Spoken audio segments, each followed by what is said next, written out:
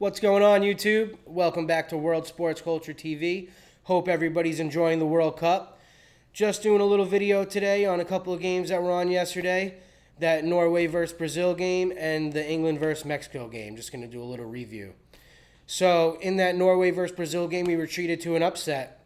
Norway taking down the Brazilian Giants. One of the best countries in the world for football, as we all know. I think Brazil really set the tone in a poor manner by not having a designated penalty kicker. Why are we deciding between Bruno Guimaraes and Vini and, the options that they have? I think Carlo Ancelotti missed a trick by not having a designated penalty taker. Most teams have a designated penalty taker, a guy who's a specialist at it, who kind of steps up in those high-pressure moments and is ready to take that weight on his shoulders and put his team in the right position. Vini is not a great penalty taker throughout his career, and that has been proven at the likes of Real Madrid and even for Brazil. So I understand maybe not having him as a designated penalty taker, but then you're just kind of playing with a bunch of different guys who are going to try to handle that pressure at that moment. I think you give it to Vini. You tell him, listen, before the tournament starts, you are a guy for penalties, so he can work on it in training and be expected to step up in those high-pressure moments. The fact that Carlo Ancelotti doesn't really have a designated penalty taker and he left it to Bruno Guimaraes and then he ends up getting his penalty saved, I think set the tone for them to possibly get that upset, which happened. The goalie had an unbelievable game for Norway, and I think saving that penalty gave Norway all the momentum and all the motivation they needed to pull the upset. Brazil weren't really trying to flood a bunch of guys up the pitch because they didn't want to leave Holland one-on-one with the defenders. And that's understandable because Holland's a problem.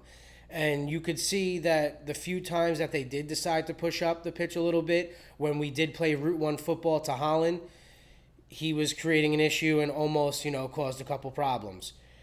I have to say, Erling Haaland owns Gabriel.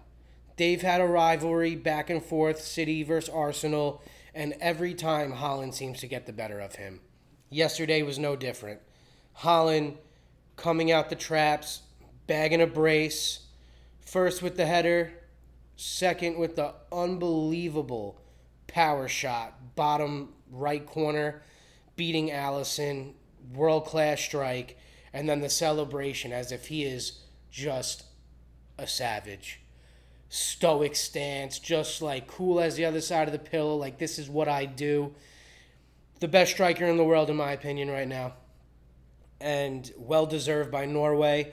And what electric fan base they have. They've been taking over the U.S. with their row and banging the drum after the games. I mean, I feel like they are a very well-deserved team to be where they are. I think it's been a long time coming for Norway.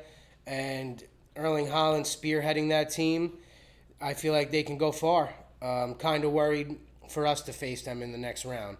But as for that game, Neymar gets on the score sheet late in the 90-minute plus with his penalty, him and the goalie jawing, but it was all for extracurricular because by that time the game was done. So Norway moves on to the next round. Erling Haaland bagging a brace, goalie having an unbelievable game, and Brazil kind of shooting themselves in the foot with that missed penalty and a chance to really take the weight off their shoulders and really show what they're about during that game. Kudos to Norway. Great job. Couldn't be happier for them. And let's see what the rest of this tournament holds for them. As far as England, what a game. A true World Cup classic. Playing in Mexico on their home turf at the Azteca, dealing with the altitude, dealing with the 12th man of their fan base, which is really like a 20th man. I mean, they're setting off fireworks. They're playing loud music, trying to prevent them from getting good sleep, booing us on the ball the entire game relentlessly. I mean, you can really feel the fans on top of England and on top of, the whole entire game, on top of Mexico, having them make them push, make them score goals. Really, the fan base is unbelievable support for that team. But England, through all that adversity, through all the, nonsense that those fans put us through, we're able to come out on top. Unbelievable performance by Jude Bellingham.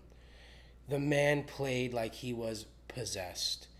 Real Madrid, world class, was just oozing from him last night.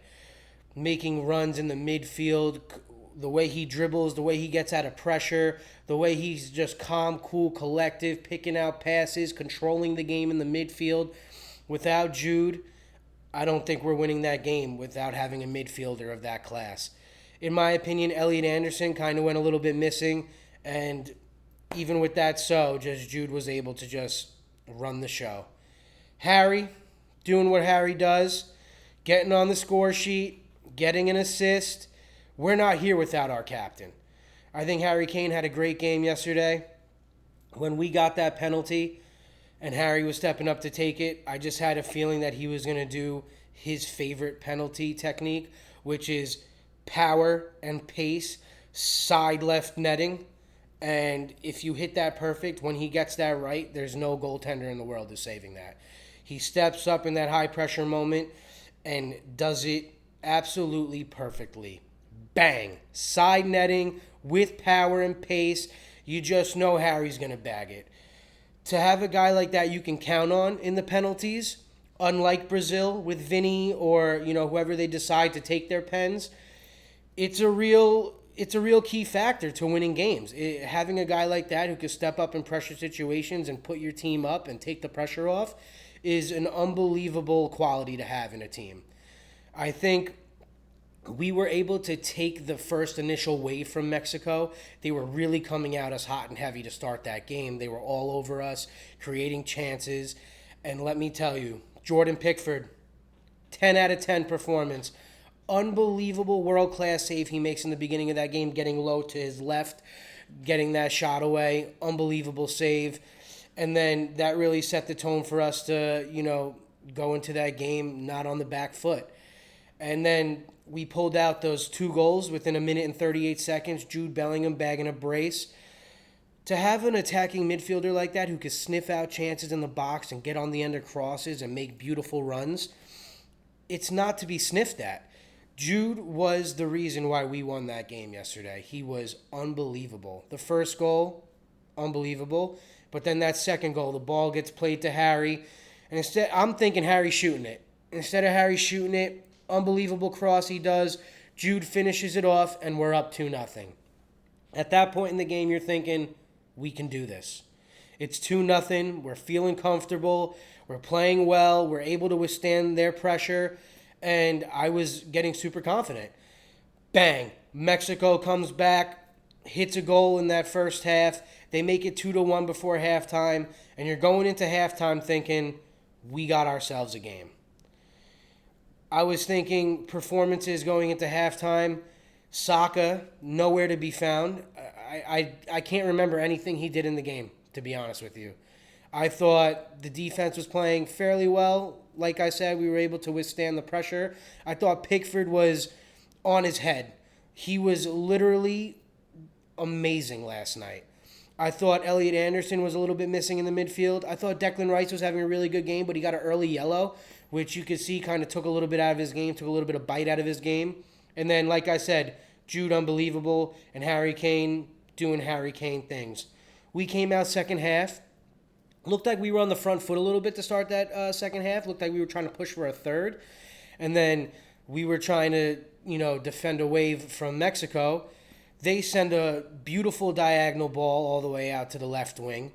Jarrell Kwanzaa, running his heart out, trying to cover every blade of grass, studs up tackle on the ball, wins the ball, but as he wins the ball, his foot rolls over the ball, and he makes contact with the Mexico player right underneath the knee.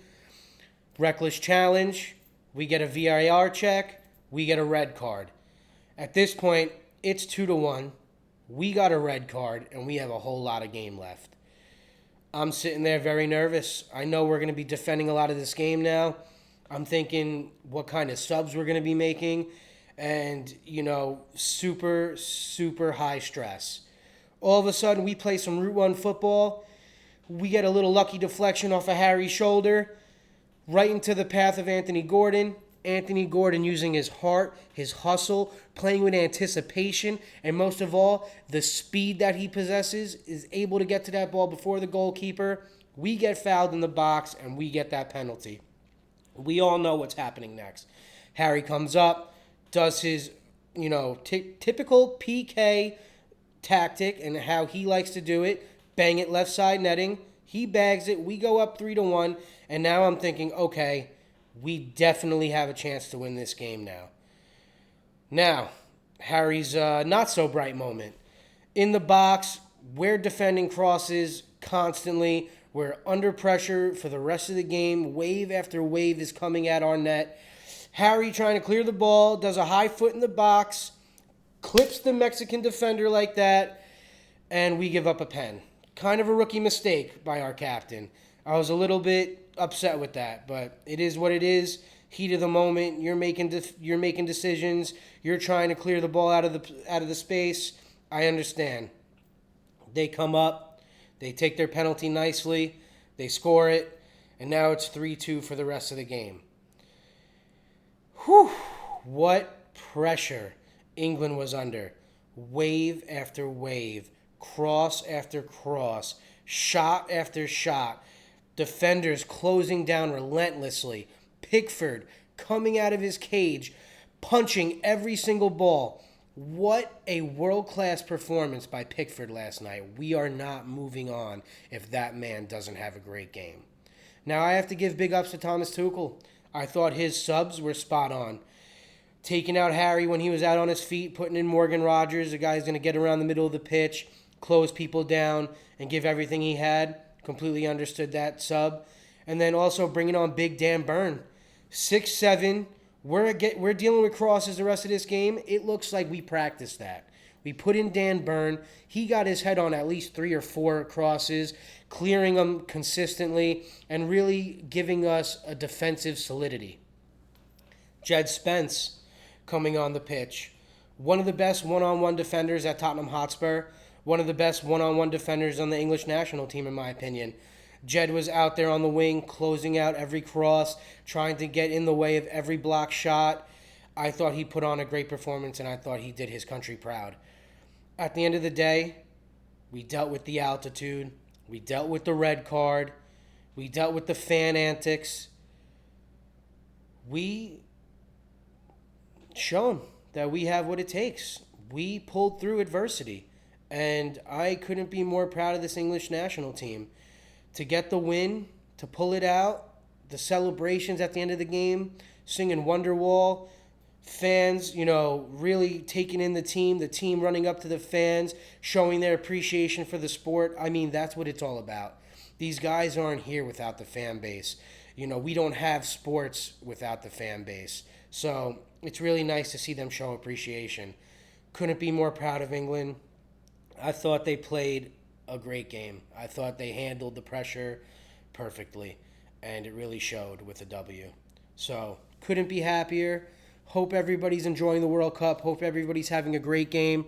If you're enjoying this type of content, please drop a like. Please subscribe to the page.